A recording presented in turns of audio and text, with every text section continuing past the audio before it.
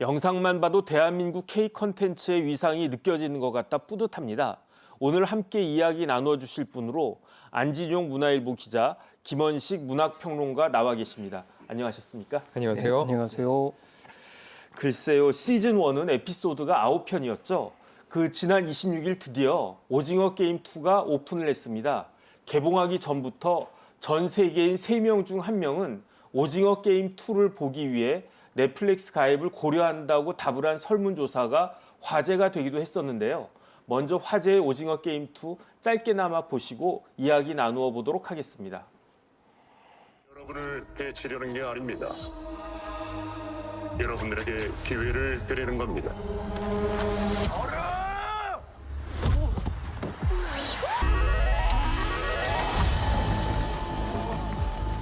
엄마, 급한만 더 하면 다 갖고도 남아. 야, 그럼 여기 왜 다시 들어왔냐?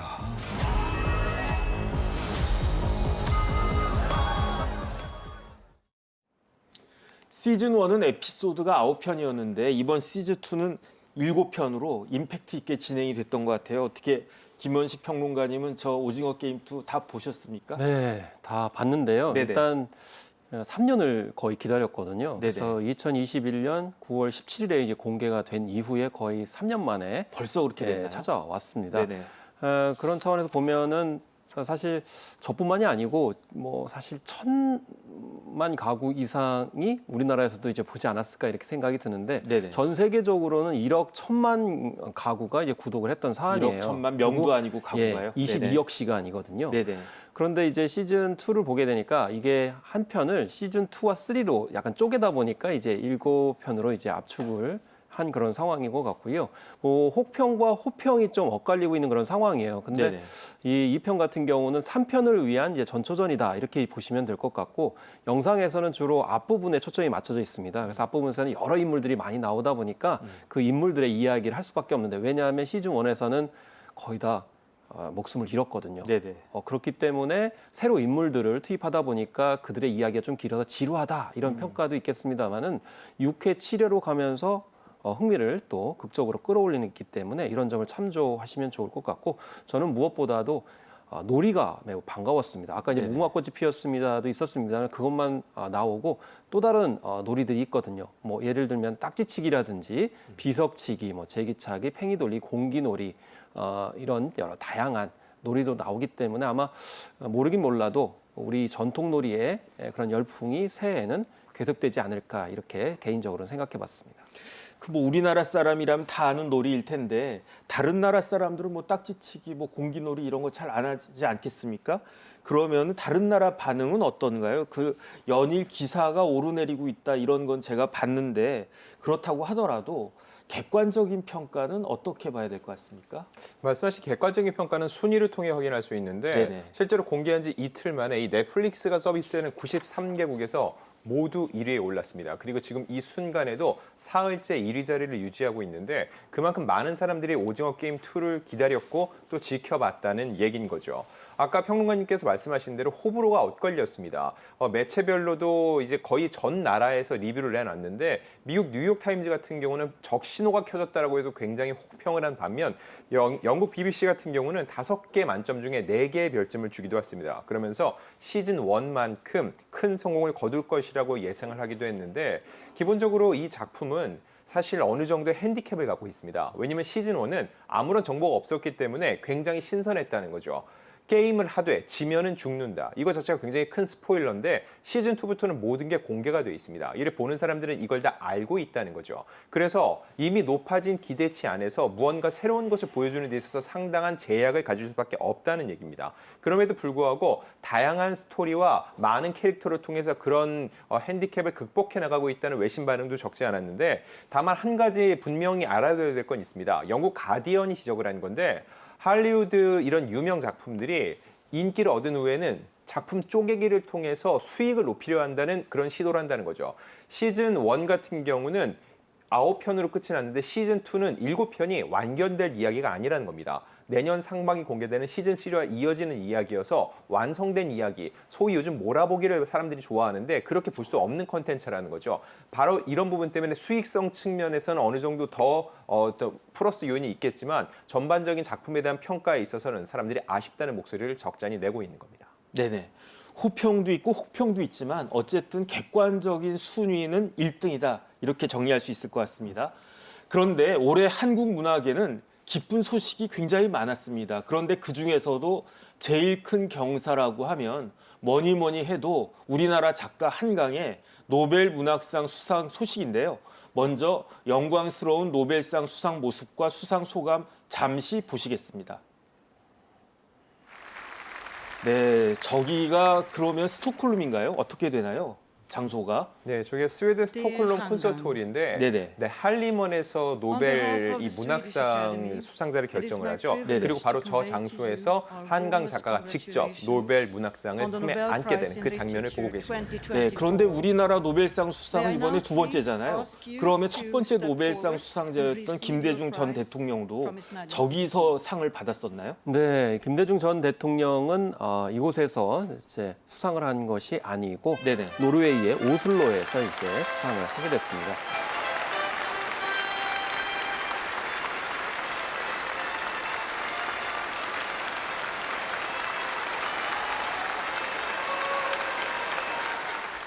It is a great honor to introduce the Nobel laureate in literature, author Han Gang.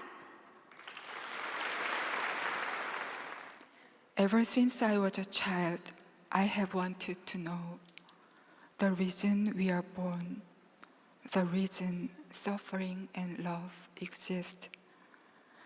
These questions have been asked by literature for thousands of years and continue to be asked today. What is the meaning of our brief stay in this world? How difficult is it for us to remain human, come what may?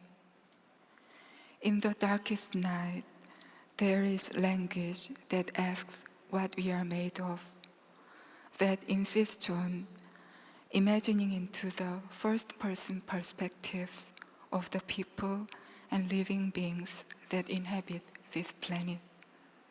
Language that connects us one another.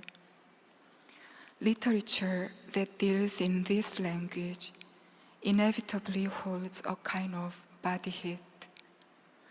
Just as inevitably, the work of reading and writing literature stands in opposition to all acts that destroy life. I would like to share the meaning of this award, which is for literature, with you, standing here in opposition to violence together. Thank you. 네, 평론가님 다시 봐도 굉장히 뿌듯한 그런 느낌이 딱 드는데 저렇게 한강 작가의 노벨 문학상 수상 어떤 의미가 있다고 볼 수 있을까요? 일단 아시아 여성으로서는 최초로 노벨 문학상을 이제 받게 됐죠. 네네. 뭐 아시아 여성으로서뿐만이 아니고 이제 아시아 문학가들이 좀 홀드됐다 이런 네네. 지적이 있었는데 본격적으로 아시아 문학뿐만이 아니고 한국 문학이 인정을 받았다 이런 표현을 합니다. 그렇지만은 저는 오히려 이제 인정을 받았다기보다는 서구 문학이 할 수 없는 일을 해냈기 때문이다 이렇게 생각이 들고요.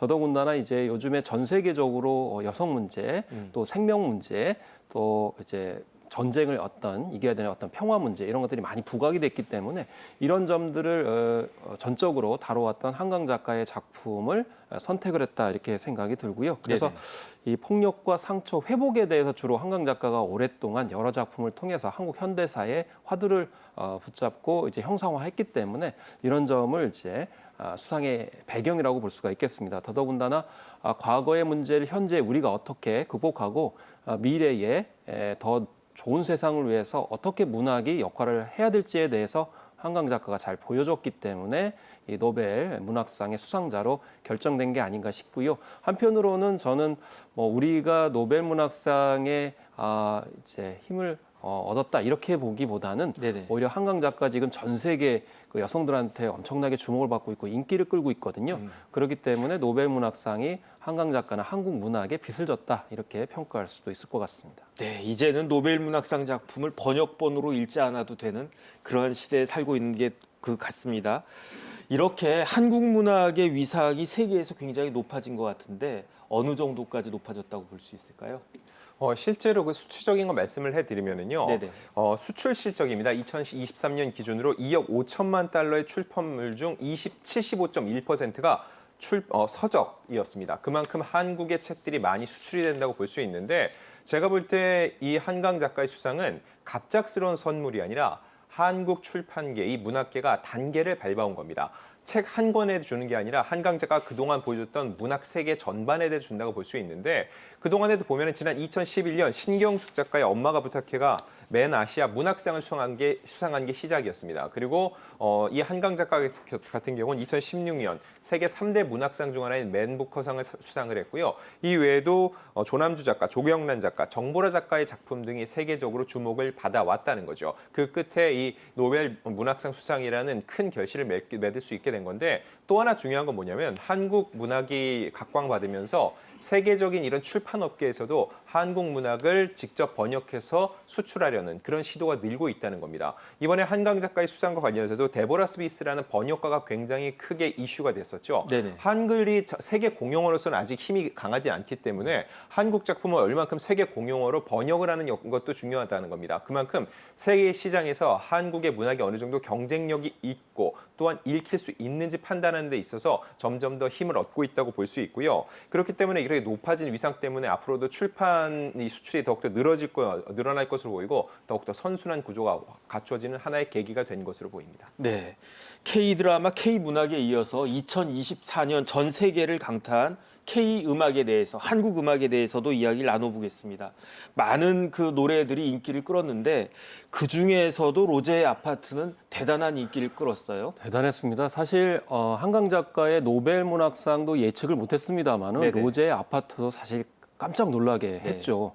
더더군다나 지금 방탄소년단에 이어서 블랙핑크 같은 경우도 지금 멤버 개별 활동을 하고 있는 그런 상황이거든요. 그래서 네네. K-팝 하면은 이제 그룹이 활동하는 것을 되게 생각할 수 있었는데 지금 싱글 그러니까 활동, 솔로 활동으로 많이 활약을 하고 있는 와중에 로제의 아파트가 굉장히 큰 인기를 끌어서 우리에게는 사실 영국 차트는 좀 인색하다라는 인상이 많거든요. 근데 네네. 영국의 오피셜 차트 같은 경우에는 3위까지 치솟았고요. 특히 싱글곡 같은 경우에는 무엇보다도 빌보드의 핫 100이 굉장히 중요합니다. 여기에서 8위까지 올라갔어요. 근데 이 10위권 안에 들어갔던 노래는 지금까지 방탄소년단, 지민, 정국, 싸이 이렇게 4개밖에 없었거든요. 네네. 근데 아파트가 이렇게 5번째 올라갔고 특히 무엇보다도 여성 가수로서는 가장 높은 순위까지 올라갔습니다. 그래서 그러네요. 2020년에 이제 블랙핑크가 셀레나 고메즈와 함께 아이스크림을 불렀었는데 이게 13위였거든요. 네네. 그리고 스포티파이라고 하는 이제 틀어서 듣는 스트리밍 사이트 같은 경우에서는 1위를 차지했기 때문에 굉장히 많은 젊은 세대들은 거의 다 들었다 이렇게 얘기할 정도로 아까 안진용 기자님이 말씀하신 객관적인 데이터가 네네. 증명을 해주고 있다 이렇게 볼 수가 있겠습니다. 네, 대단합니다. 그런데 그 안 기자님 이 로제 아파트를 두고 뭐 대충 이렇게 이야기하지 않습니까? 뭐 좀 노래가 잘 됐다 그러면 제2의 BTS다 이런 이야기를 많이 하는데 로제 아파트 관련해서는 제2의 BTS가 아니고 제2의 강남 스타일이다 이런 평가가 있어요. 왜 그렇게 평가를 하는 겁니까? 이 평가가 굉장히 중요합니다. 왜냐면은 네네. 빌보드 1위를 했다고 하는데 정작 대중들은 난 그 노래 모르는데 라는 경우가 굉장히 많다는 거죠. 네네. 왜 그러냐면은 K-팝 시장이 적잖이 팬덤 중심으로 형성이 되어 있기 때문에 팬덤들 외에 일반 대중은 그 노래를 듣지 않고 모른다는 거죠. 근데 아파트는 다릅니다. 정말 그 로제라는 가수의 팬이 아니더라도 워낙 유명하고 멜로디가 좋기 때문에 쉽게 따라 부를 수 있다는 거죠. 강남 스타일이 그랬다는 겁니다. 2012년에 싸이가 강남 스타일을 발표했을 때는 굳이 해외 진출을 전혀 염두에 두지 않았는데 유튜브를 통해서 뮤직비디오가 공개가 되고 사람들이 자연스럽게 강남이 무엇인지도 모르면서 싸이도 누군지 모르고 말춤을 따라추면서 자연스럽게 인기가 폭증했다는 겁니다. 네네. 마찬가지로 이 로제 아파트 역시 이 아파트라는 게 정확한 영어는 아니고 일명 콩글리시죠. 그렇잖아요. 사람들이 그 의미도 모르는 상태에서 네네. 워낙 멜로디가 좋으니까 따라 부른 건데 예를 들면 이런 겁니다. 과거 빌보드 1위까지 찍었는데 한국에서도 춤과 유행했던 마카레나가 있습니다. 마카레나. 네. 근데 사람들 마카레나 누가 불렀냐면 이름을 전혀 몰라요. 아. 하지만 그 노래는 알고 춤은 안다는 거죠. 그렇죠. 이 강남 스타일에 이어서 로제의 아파트가 그런 형식으로 일반 대중, 꼭 로제, 블랙핑크의 팬이 아니더라도 충분히 즐길 수 있다는 한국이 서브컬처의 문화를 보여줬다고 볼 수 있고요. 이게 한국 내에서도 의미가 있는 게 로제는 모른다고 할 수 있을지언정 중장년층들이 아파트 하면 윤수일 아니야 하면서 윤수일의 아파트까지 역주행하는 현상이 벌어졌다는 거죠. 결국 이 노래를 통해서 전 세대가 그리고 전 세계가 함께 통합될 수 있다는 거. 이런 측면에서 아파트의 성공은 굉장히 고무적입니다. 그러니까 저도 마카레나는 모르는데 무슨 뜻인지는 모르겠다 이런 생각이 듭니다. 네. 마카레나는 아는데 마카레나가 무슨 뜻인지는 모르는 것과 비슷하다 이렇게 볼 수 있을 것 같은데 그런데 그 김평gun 평론가님 그 아파트 인기가 그 한국의 놀이 문화와 연결돼 있는 것이다 이렇게 볼 수도 있지 않겠습니까? 사실 이제 국내에 잘 알려지지 않은 사실이 있는데요. 네네. 로제가 프랑스 파리에서 지난 9월달에 세계적인 이제 패션쇼에 참여를 했습니다. 아. 패션쇼 참여하고 나서 패션쇼에는 이제 워낙 유명한 뭐 모델이라든지 셀럽 그리고 이제 인플루언서들이 참여를 하게 되죠. 그러면서 우리 한번 게임을 해보자라고 해가지고 아파트 게임을 했어요. 그것을 찍어가지고 SNS에 올렸습니다. 네네. 그랬더니 전 세계에 있는 유저들이 도대체 저게 무슨 게임이야, 무슨 놀이야라고 이제 궁금증을 갖게 됐고 여기에 착안을 해가지고 로제가 아파트라는 곡을 만들면서 아파트 게임을 버무린 거죠. 아 그러다 보니까 네네. 놀이성과 이제 노래가 같이 이제 결합이 되게 되면서 엄청나게 인기를 끌었다. 이것을 이제 게이미피케이션이다 이렇게 얘기를 하거든요. 네네. 그래서 전 세계 특히 젊은이들 같은 경우는 놀이, 게임 이런 것이 있을 때 훨씬 더 인터넷에서 공유하고 확산을 시킬 수 있다라는 겁니다. 사실 오징어 게임 같은 경우에도 놀이가 들어있었기 때문에 더욱 확산을 하고 또 그걸 같이 즐기는 측면이 있었거든요. 네네. 그렇기 때문에 우리 젊은이들이 즐기는 아파트 게임이 이렇게 전 세계적으로 크게 인기를 끄는 노래의 그런 확산까지도 나왔다 이렇게 볼 수가 있겠습니다. 네, 지금 평론가님 말씀하신 것처럼 체험 문화가 아파트의 인기를 견인한 것이다 이렇게 볼 수도 있을 것 같습니다. 그런데 체험 문화하면 결국은 먹는 거 아니겠습니까? 체험 문화의 가장 대표적인 분야 K푸드로 넘어가 볼까 합니다. 올해 K푸드가 전 세계 사람들한테 많은 사랑을 받았었는데요. 먼저 준비한 영상 보시고 이야기 계속 나누어 보도록 하겠습니다.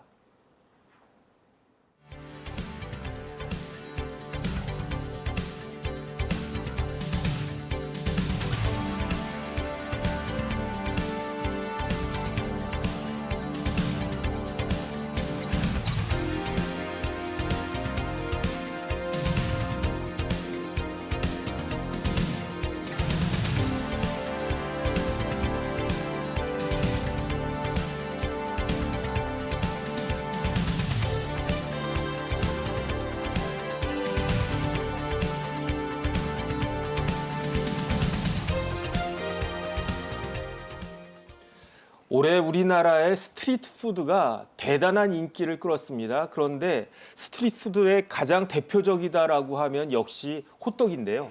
그런데 그 호떡을 먹으려고 줄을 선 모습이 뭐 여러 번 이렇게 저도 봤는데 그 모습이 남대문뿐만 아니라 뉴욕에서도 그런 모습이 연출됐다면서요? 네, 그렇습니다. 무엇보다 현지 진출이다라고 할 정도로 호떡 장인이 직접 미국에 가서 호떡을 구웠기 때문입니다. 그래서 네네. 남대문에서 볼 수 있는 뭐 흑설탕 호떡이라든지 치즈 호떡 그리고 불고기 호떡 등을 그대로 현지에서 이제 선을 보였기 때문인데요. 특히나 우리가 이 종이컵에다가 반을 접어가지고 먹잖아요. 그렇게 먹죠. 그대로 미국에서 선을 보였다라는 것이고요.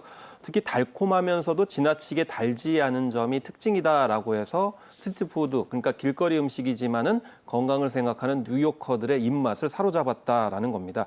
특히 철판에다가 지글지글 끓는 기름에다가 찹쌀가루를 넣어가지고 튀겨냈으니까 네네. 맛있지 않을 수가 없는 건데요. 맞습니다. 특히나 뉴요커들은 바쁘잖아요.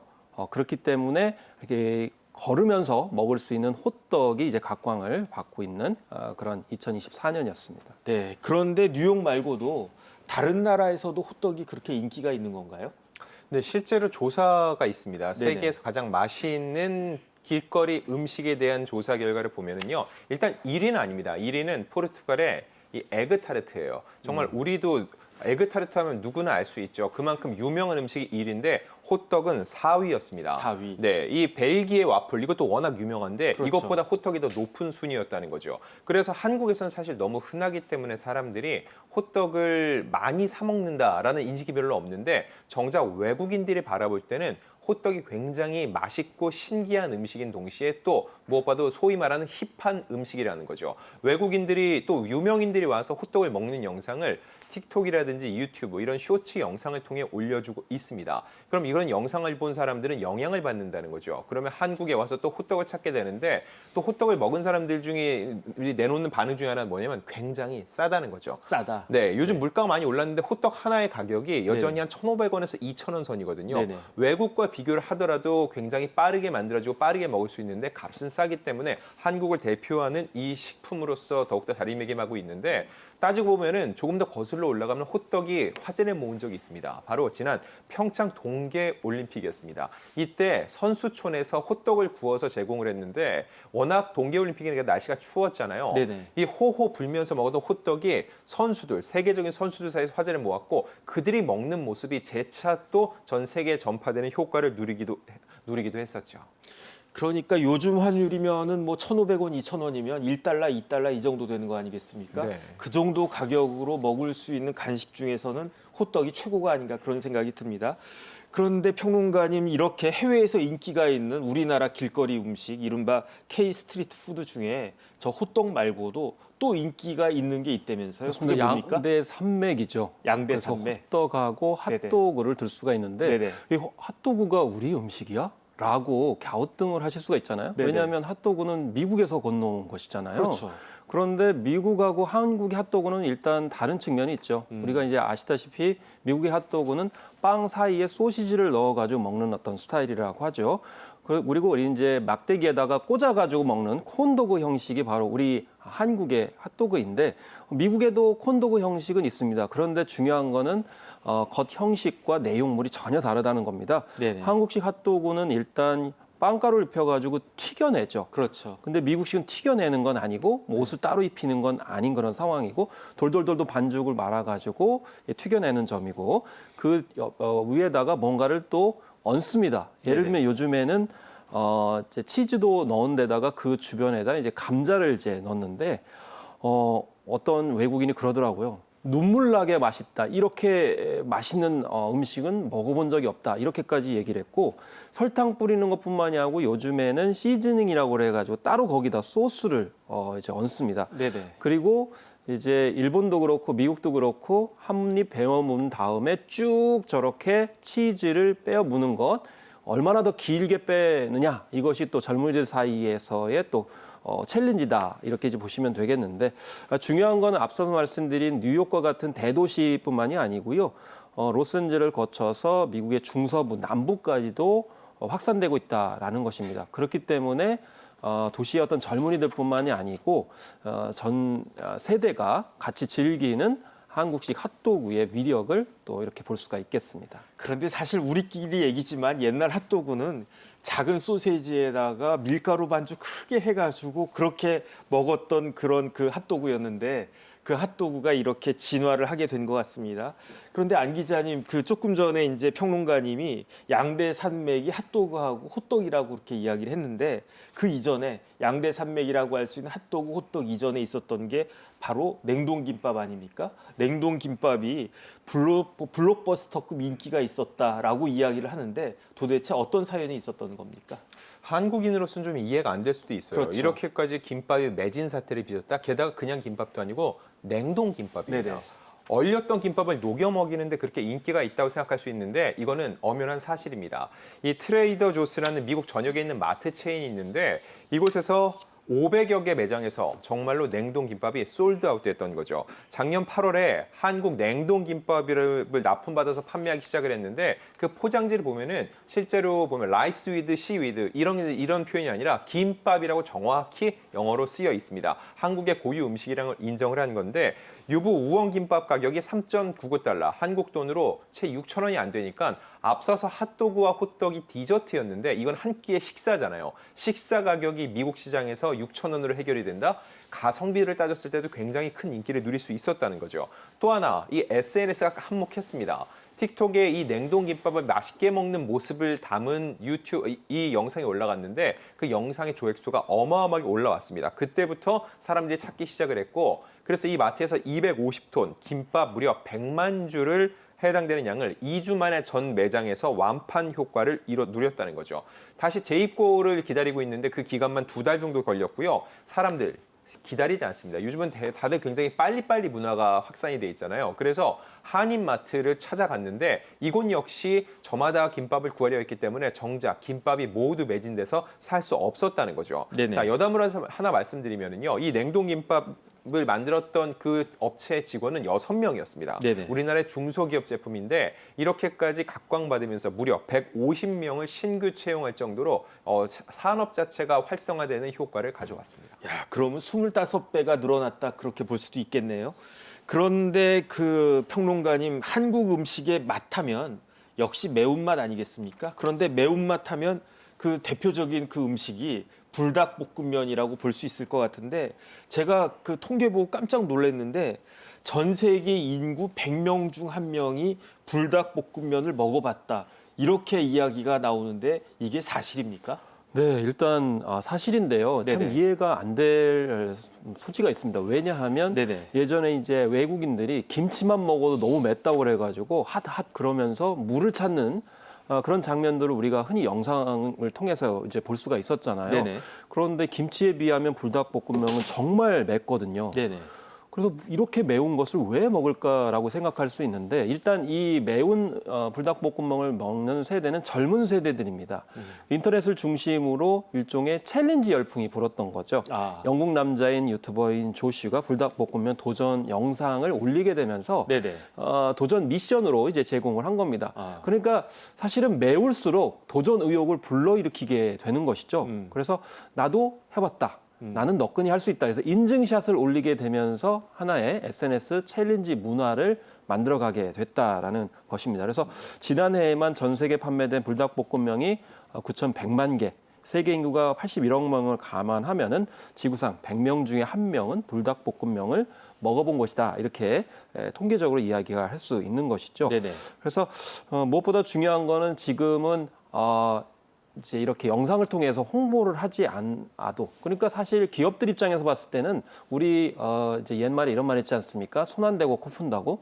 그래서 이 버블 마케팅이 자연 발생적으로 일어나다 보니까 홍보 비용도 전혀 들어가지 않은 상황 속에서 이 판매가 되니까 굉장히 가성비가 좋은 매운맛 음식을 지금 전 세계에 우리가 보여주고 있다 이렇게 볼 수가 있겠습니다. 어쨌든 제일 중요한 건 챌린지 열풍 자체 그러니까 SNS 때문에 이제 열풍이 일어난 게 아니고 음식 자체가 맛이 있기 때문이다라는 것을 우리가 다시 한번 강조할 수가 있겠죠. 그래서 예전에 방탄소년단 팬들이 SNS 때문에 방탄소년단이 유명해졌다라고 하는 이 전문가의 논평을 아주 좀 지적을 하더라고요. 그래서 네네. SNS는 누구나 다 하죠. 챌린지 열풍은 다 있습니다. 그렇지만 결국에는 콘텐츠, 음식 맛이 중요하다라는 것을 불닭볶음면을 통해서 또 이렇게 반대로 짐작할 수 있었습니다. 그럼 정리를 하면 도전을 했는데 도전해서 먹어보니까 맛이 있어요. 그렇죠. 그러니까 또 도전하게 되는 그런 선순환 구조가 불닭볶음면을 전 네. 세계 인구의 거의 뭐 100명 중에 1명이 네. 먹게끔 만드는 그런 매력을 갖게 만들었다 이렇게 볼 수 있을 것 같은데 네. 안 기자님 K푸드가 어떤 매력이 있길래 이렇게 자꾸 이렇게 하나씩 더 이렇게 늘어나는 걸까요? 사실 평론가님 말씀 안에 이미 답이 있습니다. 네네. 맛있으니까. 맛있으니까. 음식이 맛있는 것보다 중요한 건 없거든요. 네네. 다만 그 맛을 보기까지 그 밥상 앞에 앉히는 게 굉장히 중요한데 보통 사람들이 해외에 놀러 갈 때 뭐 옷은 하루 입고 나가면 그걸 하루 동안 지내지만 식사는 그렇지 않습니다. 하루 3끼를 먹죠. 그만큼 자주 사람들이 경험을 하게 되는데 보고 듣는 것보다도 오감을 통해서 경험하는 이거는 바로 음식밖에 없다고 볼 수 있습니다. 그래서 사람들이 음식에는 관심도가 굉장히 높은 편인데 예를 들어서 이탈리아는 피자, 일본에 가면 스시를 찾는 것처럼 한국에 와서는 무엇을 먹을지 한국에 대한 관심도가 높아지면서 K푸드에 대한 관심 역시 자연스럽게 상승했다고 볼 수 있는데 또 하나 중요한 건 한국 컨텐츠입니다. 컨텐츠 속에서 끊임없이 이 K푸드가 노출되고 있다는 거죠. 대표적으로 한국 작품 최초로 아카데미 작품상을 받은 영화 기생충을 보면은 짜파구리라고 있습니다. 이 짜장라면에다가 또 다른 라면을 섞고 여기에 또 고기를 넣기도 하고 하나의 라면이 아니라 요리처럼 이렇게 승화되기도 했었죠. 네네. 이걸 실제로 사람들이 만들어서 먹는 영상을 올리기도 했었고요. 이보다 앞서서 별에서 온 그대라고 중국에서 엄청난 인기를 끌었던 드라마가 있는데 이 작품을 보면은 극 중에서 전지현 씨가 치킨에 맥주를 즐겨 먹습니다. 그래서 그때 실제로 한국의 이런 여행 업체들에서 한국에 와서 한국의 치킨과 맥주를 먹는 패키지 상품을 내놓고 중국 관광객들이 대거 유입되는 상황이 벌어지기도 했습니다. 네네. 이렇듯 사람들이 이런 컨텐츠를 보면은요, 저곳에 가고 싶다. 그리고 그 주인공처럼 되고 싶다. 네네. 워너비 욕구를 갖게 되는데 특히 음식을 함께 공유하는 거, 경험하는 거, 그것만으로도 한국을 느끼는데 굉장히 큰 도움이 될 수 있다는 겁니다. 네. 그런데 안 기자님은 이제 기자님이시니까 네. 취재를 많이 하셨을 거 아니에요. 취재하는 과정에서 그 K푸드의 인기를 실감했던 적이 혹시 있으신가요? 있습니다. 제가 네네. 현장에 이제 취재를 나가게 되면은요, 가끔 이제 해외 기자들도 만나게 되는데, 그렇죠. 네, 그들이 진짜로 그 음식이 맛있냐 물어보기도 하고요. 네네. 제가 갖고 있는 간식에 관심을 보여서 그거를 좀 나눠 먹는 일들도 종종 있거든요. 네네. 기본적으로 과거에는 컨텐츠면 컨텐츠 자체에 대해서 관심이 있었다면, 네네. 이제는 한국의 문화 자체를 소비하는데 더욱더 큰 관심을 보이고 있는 거죠. 그러면 가장 인기 있는 간식이 어떤 건가요? 어떤 걸 딱 들고 있으면 안 기자님 저도 하나 주세요. 이런 그 평을 갖다가 받았을까요? 일단 저 해외 나가면 사람들이 보통 네네. 컵라면 한두 개 가져가잖아요. 컵라면, 컵라면 갖고 있는지 네네. 불닭볶음면에 대해서 정말로 큰 관심을 갖고 사람들이 물어보고요. 그리고 일본에서는 여전히 일본 사람들이 한국에서 누군가 왔을 때 선물 주는 거 가장 좋아하는 거 네네. 한국의 김입니다. 김. 이거는 예전이나 지금이나 여전한데 네네. 한국의 김이 유명하다는 것은 아시아권에서는 알고 있었는데 네네. 이제 서양에서도 냉동 김밥을 찾을 정도로 한국의 김이 더욱더 유명해졌다는 거죠. 네네. 결과적으로 예전에도 있었고 지금도 있는 음식이지만 네네. 노출도가 높아졌고 SNS를 통해서 그걸 먹는 영상을 보게 되면서 사람들이 한 번쯤 더 시도하고 싶은 그런 마음을 갖게 됐다는 거죠. 네. 평론가님은 어떠셨나요? 혹시 그 K푸드의 인기를 체험한 사례가 혹시 있으셨나요? 사실 저는 예를 들면 치킨 같은 경우에는 치킨, 이미 네네. 10년 전에 네네. 외국 유학생들이 굉장히 호평을 했어요. 아. 그래서 한국의 치킨은 경쟁력이 있기 때문에 자기가 모국으로 가면 치킨 사업을 해보고 싶다 이렇게까지 얘기를 했거든요. 네네. 그런데 지금에서야 이제 확 뜨는 거 보고서 그 친구들의 말이 맞았구나. 네. 좀 일찍 제가 관심을 가졌으면 어떨까 이런 생각이 들 정도로 네. 이미 예견돼 있었다 이런 생각이 저는 들었습니다. 하긴 소득 수준이 올라가면 그 나라의 음식은 맛있어질 수밖에 없는 것이 아닌가 그런 생각이 듭니다. 한국 문화를 사랑하는 세계인의 관심은 어떤 파급 효과를 가져오고 있을까요? 세 번째 영상 보시고 이야기 계속 나누어 보도록 하겠습니다. 영상 먼저 보시죠.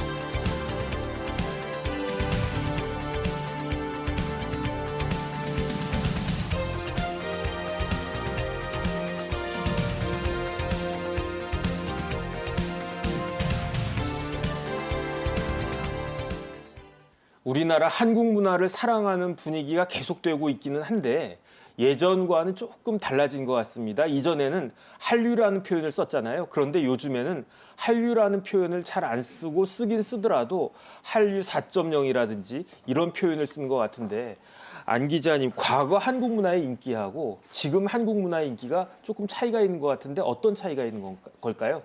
일단 한류라는 단어는요, 한자어잖아요. 네네. 즉 한국의 문화가 수출이 되되 아시아 시장 위주였다는 겁니다. 그래서 한류라는 단어만으로 통용이 됐는데 한류라는 표현이 이제 유럽이나 북미 이런 미주 지역에서는 알아들을 수가 없는 표현인 거죠. 그렇죠. 더 확장이 되다 보니까 이제는 K-컬처, 네네. K-컨텐츠라는 표현을 더욱더 일반적으로 쓰게 됐는데 네. 사실 처음에는 K라는 이런 수식어를 붙이는 것 자체가 한국 콘텐츠에 대한 비하 의미가 있다는 분석도 있었습니다. 왜냐하면 일종의 로컬 문화라는 거죠. 네네. 그래, 훌륭한 거 알겠어. 하지만 그거는 한국 지역에 이게 국한된 콘텐츠 아니야라는 평가라는 건데 이제는 워낙 통용되다 보니까는 K라는 게 붙는 게 일종의 KS 인증 마크처럼 한국에서 만든 콘텐츠야? 그럼 믿고 볼만하지, 믿고 먹을만하지, 믿고 찾을만하지 이런 식의 신뢰도가 굉장히 상승했다는 거죠. 그래서 한류도 보면은 이 표현도 여전히 쓰지만 한류 4.0을 씁니다. 왜냐하면 계속 발전해 왔다는 거죠. 한류 1.0이 언제쯤이었을지를 놓고 보면은요, 한 20년 전입니다. 2004년에 겨울연가가 드라마가 일본에 수출이 되고 엄청난 인기를 누렸죠. 그때는 정말 한국 드라마를 가서 번역을 붙여서 그냥 현지에서 트는 수준이었습니다. 그 2.0으로 넘어오면은 이런 한류 스타들이 이제는 현지에 가서 활동을 하기 시작을 하죠. 그리고 더 나아가서 한류 이제는 팝이라든지 K-팝이라든지 더욱더 여러 장르에서 K-무비라든지 모든 영역에서 사람들이 K 콘텐츠를 즐길 수 있는 지점에 왔는데 그럼 한류 4.0은 어느 지점이냐? 적극적으로 사람들이 컨텐츠를 흡수하고 또 수용하는 걸 넘어서 한국으로 오게 된다는 거죠. 한국이 너무 매력적인 나라가 됐기 때문에 이런 컨텐츠를 생산하는 한국은 어떤 곳일지 사람들이 직접 경험하고 싶어졌다는 겁니다. 이걸 결국 놓고 봤을 때 그동안의 K 컨텐츠를 사람들이 그 각국에서 자신의 고향에서 소비를 했다면은 이제는 한국의 라이프 스타일 자체가 궁금해져서 한국을 직접 찾는 단계에 이르렀다는 거죠. 네네. 그다음에 이제 한국에 오면 또 재미가 있고, 이렇게 우리 문화를 대표하는 단어가 이제 한류에서 K컬처로 바뀌고 있는 것 같다는 생각이 듭니다. 이렇게 한국 문화의 위상이 올라가면서 한국어의 위상도 덩달아서 같이 올라가고 있다면서요. 네, 그렇습니다. 그래서 앞에 안진영 기자님이 언급하신 이제 겨울연가 시대 같은 경우에는 네네. 겨울연가를 보기 위해서 한국어를 배웠어요. 그러니까 콘텐츠를 보기 위해서 한국어를 배우는 수준이었던 것이죠. 네네. 근데 앞에서 이제 설명하셨듯이 음식, 뷰티, 뭐 일상생활, 라이프스타일 전반에 걸쳐가지고 위상이 올라가다 보니까 한국 문화, 일상에 대해서 더 관심이 많아지다 보니까 아예 이제 한국어를 더 본격적으로 배워야 되겠다 이렇게 생각을 하게 된 거죠. 네. 그래서 이 한국어를 배우기 위해서 이렇게 학습자가 늘어나면은 단순히 이제 어학원에 등록하는 이제 외국 유학생이 증가하는 것뿐만이 아니고 나중에는 정규 학위, 그러니까 학사, 석사, 박사 학위까지 이제 배우려고 하는 친구들이 늘어나게 됩니다. 그래서 최근 대학의 국문학과 대학원 과정에 3명당 1명이 외국인인 그런 상황이고요. 네네. 무엇보다 중요한 것은 이렇게 한국학에 대해서 관심을 갖다 보면은 자연스럽게 번역을 할 수 있는 해외 인력들이 늘어나는 겁니다. 예를 그렇죠. 들면 데보라 스미스 같은 경우는 원래 한국 문학의 매력을 느껴가지고 네네. 영국의 한국학 과정을 가서 석박사를 했거든요. 네. 그러다 보니까 오히려 한국에 대해 잘 이해하게 되면서 한국 문학 번역을 더 잘하게 되는 그런 상황이 된 것이죠. 그렇기 때문에 처음에는 K 컨텐츠로 시작을 해서 나중에는 라이프 스타일 그리고 한국학 또 학문에 이제 관심을 갖게 되고 이게 전반적으로 큰 영향을 미친다. 중요한 건 한국을 제대로 아는 학술인들이 현재 많이 배출이 되기 때문에 네네. 미래에 지나면은 우리 한국에 굉장히 유리한 그런 인적 자원이 각국에 포진하기 때문에 이 K 콘텐츠의 위력을 미래의 어떤 장기적인 효과 관점에서 봤을 때도 굉장히 긍정적으로 볼 수 있다고 이제 생각할 수 있겠습니다. 네. 그리고 이제 한국을 찾는 관광의 양상도 조금 바뀌고 있는 것 같아요.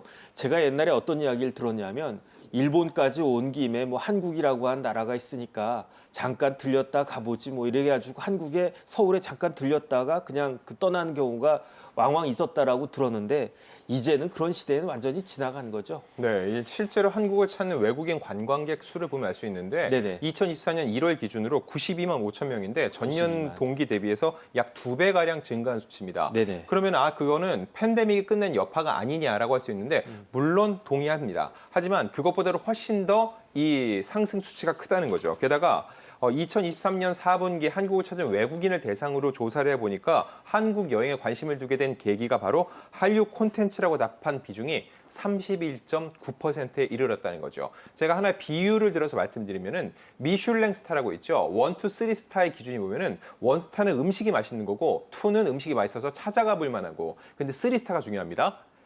그 음식을 먹기 위해서 일부러 그곳을 찾아갈 필요가 있는 곳이라는 얘기인데 이제 한국이 그렇다는 거예요. 한국의 그런 음식을 맛보고 한국의 문화를 즐기기 위해서 한국을 일부러 찾아갈 만한 나라가 됐다. 이런 평가를 받는다고 볼 수 있는데 네네. 또 하나 중요한 거. 과거에 한국 여행을 하면 대다수 하는 얘기가 명동 가봤냐, 동대문 가봤냐, 경복궁 가봤냐 이렇게 고궁이나 어떤 역사적인 장소 위주로 사람들이 찾아가는데 이제는 일상을 경험한다는 겁니다. 예를 들면은 편의점 투어라는 거죠. 편의점에 가서 그 자리에서 바로 불닭볶음면을 사서 물을 부어서 그걸 먹고 이 영상을 찍어서 올리기도 하고요. 또한 SNS에 요즘 젊은 전 세계 MZ들이 도전하는 게 편의점에 가서 바나나 맛 우유와 얼음컵을 산 후에 이걸 섞어서 먹는 이런 현상도 굉장히 크게 유행을 하고 있다고 합니다. 이런 식으로 사람들이 한국을 찾아올 때 더 이상 특정한 어떤 뻔하다는 표현은 좀 적절치 않을 것 같고요. 그동안 왔던 그런 익숙한 곳을 또 찾아가기보다는 한국의 곳곳, 골목 문화, 그리고 길거리 음식, 과연 한국에서는 일상에서 사람들이 어떤 문화를 즐기는지를 직접 경험해보고 싶어하는 사람들이 한국을 굉장히 많이 찾고 있다는 겁니다. 평론가님은 어떻게 보셨어요? 그 2025년 이제 내일이면 2025년 아니겠습니까? 어쨌든 한국을 찾는 관광의 그 형태가 어떤 식으로 지금 변화하고 있다고 지금 보십니까? 저는 이제 일상 체험이라고 생각을 합니다. 네네. 그래서 우리가 예전에 보면 외국인들이 우리나라를 어떻게 생각할까 그러면서 Do you know? 하면서 뭐 이렇게 붙이고 그랬었잖아요. 네네. 그건 이제 외국인들이 좋아하는 게 뭘까? 우리 나라에 대해서 좋아하고 있나? 호감은 있나? 이런 좀 의구심이 많이 있었잖아요. 네네. 근데 이 외국인들, 세계인들이 한국을 주목을 하고 있습니다. 그래서 눈치를 볼 필요가 없다. 세계인들은 우리 국민들이 무엇을 좋아하고 선호하는지 여기에 더 관심이 많다라는 거죠. 그렇기 때문에 자신감 있게 우리 일상을 세계인들과 공유하는 그런 이제 태도가 무엇보다 중요할 것이다라는 생각이 들기 때문에 자신 있게 새해에 일상을 세계인들과 공유한다는 생각으로 생활을 하시면 더 바람직한 이제 결과가 나올 것이다. 그래서 일부러 뭐 상품이나 서비스를 만들어 가지고 선보이는 것보다는 자연스러움이 무엇보다 K 컨텐츠 혹은 K 상품의 가치를 높여줄 게 이제 분명해 보입니다. 그래서 이제 두 분 말씀 듣고 나서 제가 곰곰이 생각을 해보니까 우리나라를 방문하는 관광객들 이렇게 마주치지 않습니까? 그 관광객들이 한국어를 잘하는 사람들이 의외로 많이 있더라고요. 그런 게 지금 그 두 분이 말씀하신 그런 여파가 아닌가 그런 생각이 듭니다. 그다음 이제 안 기자님 드디어 오늘이 2024년 마지막 날 아니겠습니까? 네. 이제 뭐 몇 시간 지나면은 2025년이 되는데 2025년 K컬처의 키워드를 뭐로 잡을 수 있을까요? 어떻게 생각하십니까? 저는 좀 포괄적으로 한 단어로 정리하면은 슈퍼 IP라고 말씀드리고 싶어요. 슈퍼 IP요? 네. 네네. 왜냐면 오늘 지금 저희가 다룬 주제들도 보면은요. 네네. 오징어 게임 2라든지 로제 그리고 한강 작가 결국 이런 게임 체인저로 갈 수 있는 슈퍼스타나 슈퍼 컨텐츠가 등장하면서 네네. 사람들이 이걸 기점으로 해서 한국 전반에 관심을 갖고 그 컨텐츠 안에 담긴 문화를 공부해가면서 한국을 더욱더 좋아하게 되는 현상이 빚어지고 있죠. 2025년은 2명의 슈퍼 IP가 돌아옵니다. 바로 네네. 오는 3월에는 봉준호 감독의 신작이 공개가 됩니다.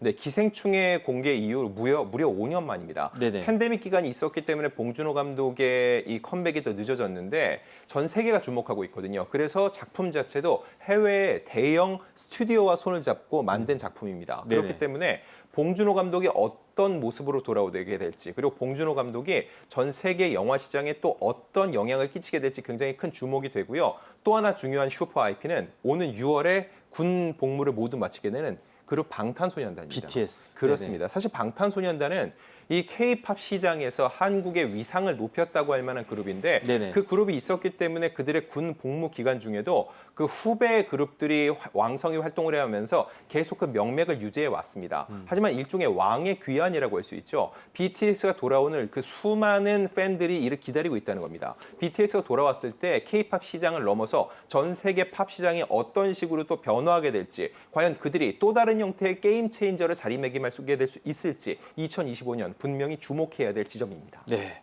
그러면 평론가님은 내년 키워드로 무엇을 잡으시겠습니까? 저는 이제 한자어 비슷하게 말씀을 드리겠습니다. 네네. 이제 2024년, 2025년 연이어서 저는 이제 상생이라는 키워드를 꼽고 싶은데요. 상생. 그러니까 네네. 2024년에는 워먼스라고 하는 코드가 굉장히 유행이었습니다. 그러니까 워먼스는 여성들의 진한 우정이거든요. 여성들끼리 남자 두고 뭐 싸우고 음모하지 말고 같이 시너지 효과를 내자. 이건 정년이라는 드라마에서도 잘 보여줬던 거고 네네. 2024년에 가장 히트한 작품 중에 하나가 선제업고 티어였어요. 아무도 예측을 못했던 성공작인데 이 내용도 상호 구원서사예요.